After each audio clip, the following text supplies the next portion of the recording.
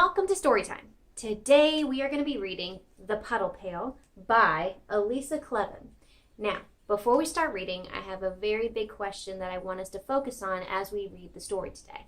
My big question is, why can't we hold on to shadows and reflections? So, when we read, I want you to look for shadows and for reflections and really think about why can't we hold them? So, first let's investigate the cover.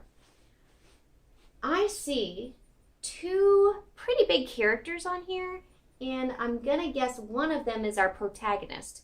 I'm not sure what kind of animal they are, but I'm gonna guess that maybe they're dinosaurs or maybe alligators or something like that, some kind of lizard, some kind of really big lizard. Because when I look, I see that they look really scaly, their hands have claws, and so do their feet. Oh my, when I look a little closer and I look at this green animal's face, he's looking a little angry or maybe frustrated or something. I wonder why that is. But if I look at the blue character, this one is looking maybe content or happy. His eyebrows are kind of raised up, he's looking down at his pail, and his mouth is curved up. So maybe something good is happening there. Let's see if we can read and find out, and make sure you look for those different reflections throughout the story. Maybe some shadows too. Let's see what we can find.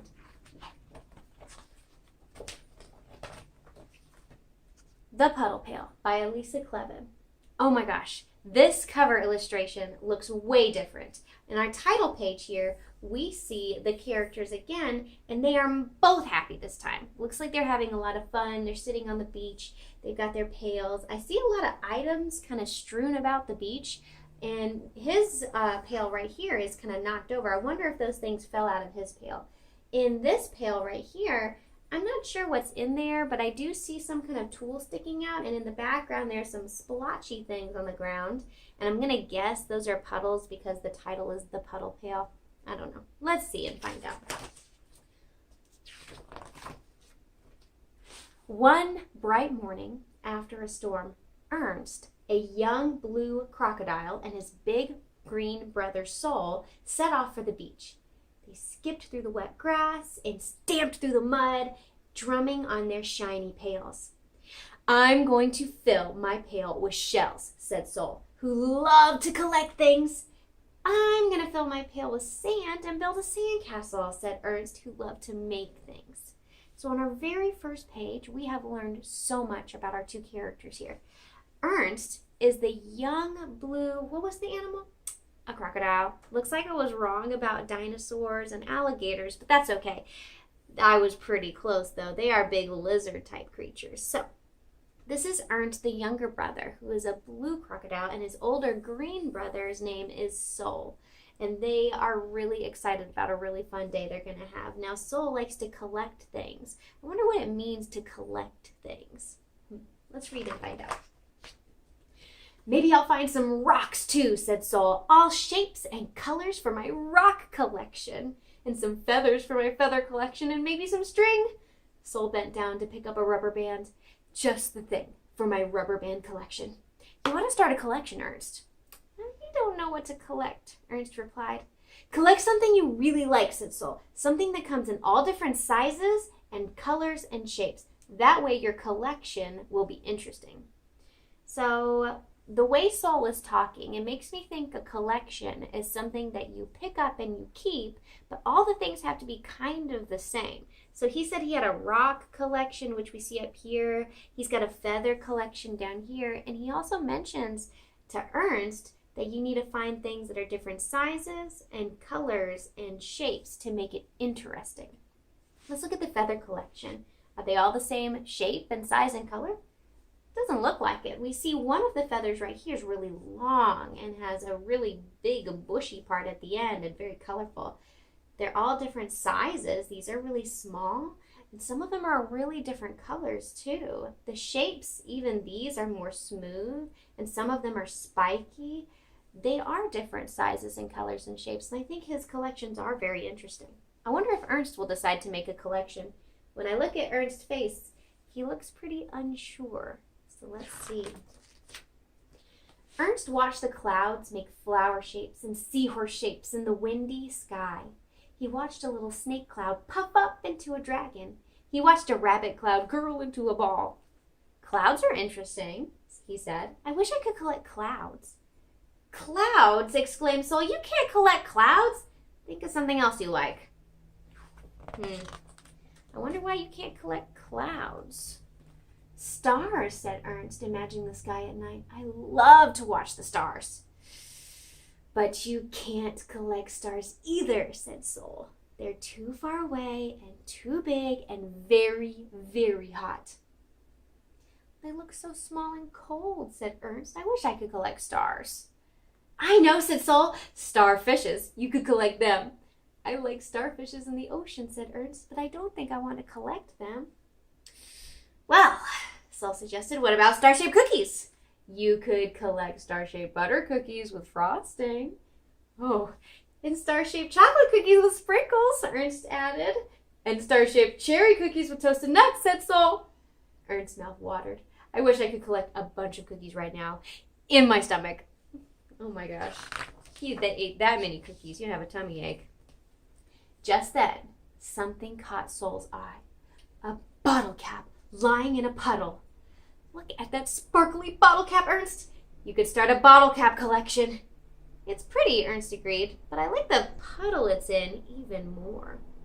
The puddle, said Sol. It looks like a little piece of sky on the ground. I wish I could collect it. Let's pause right here. So, we know that our title of the story is The Puddle Pail. I have a little prediction that Ernst might decide to make a puddle collection by collecting them in the pail. But, in addition to that, I'm starting to see something. If you look really close at this bottle cap, you might see something strange. In the water, there's a reflection of the bottle cap underneath it. Let's see if we can look at all the different puddles and see if their reflections have something to do with this story. And see if you can hold on to them. You can't collect puddles, said Sol. Yes, I can collect puddles, said Ernst. They're not too far away, or too big, or too hot, and I don't want to eat them. Splish, splash, Ernst scooped the puddle into his pail. Ernst, said Sol, you're not really going to start a puddle collection, are you? Yes, said Ernst, I am. He scooped up a green puddle, round as a saucer. Oh, a saucer is like a plate. Splish, splash, it joined the other puddles in the pail. Sol rolled his eyes. Since you're going to stay here collecting puddles, I'll go down to the beach by myself and collect real things. Look at Sol in these two pictures. He's really looking exasperated. He looks really frustrated right here. He's crossing his arms. Oof. But Ernst looks really happy. He's figured out what he wants to do. Puddles are real, thought Ernst as he searched for more to collect. Here's a purple puddle. Oh boy. Let's look at this puddle. It is purple, but I wonder, will it stay purple forever or will it change? And a striped puddle, and a flowered one. And here's a puddle full of rhombuses and a puddle full of squares. A puddle full of gumballs and a puddle full of brooms. A puddle like an Easter egg. A puddle like a wheel. A puddle with a pretzel in it. Wow. Slippery puddles, smooth puddles, lemony, lettery, cool puddles. Ernst sang a song as he scooped the puddles up. Splash, splash, sang the puddles as they slid into the pail. Sol came back with his pail piled high. Look what I got, Ernst. 12 seashells, 8 feathers, 19 little rocks, 3 clumps of seaweed, a marble, half a nutshell, and a plastic dinosaur without a head. I've got a lot of puddles, Ernst announced. All different sizes and colors and shapes. Sol peered into Ernst's pail. Your puddles have all run together. They look like a pail full of ordinary water. They're one big puddle now, said Ernst. An Ernst and Sol puddle. That's the weirdest collection I've ever heard of, Sol replied. What can you do with a puddle? I bet you Ernst can be really creative with this. But let's think back. Some of the puddles on the previous page were all different colors and shapes and sizes, just like Ernst said, and just like Sol recommended for collections. We had gumballs, brooms, we had a wheel, a pretzel, but did those things stay there forever? Or, like on this page we see, did they all run together? I think what we're looking at is the reflection in the water changing. Let's keep reading and see what else happens. I'll think of something. Ernst carried his pail carefully as they started for home. I know, said Sol. You can help me wash the sand off all my new collections. You can wash your own collections, Ernst replied. I'll think of something else to do with my puddle. Ernst set his puddle pail on the grass and sat down to swing.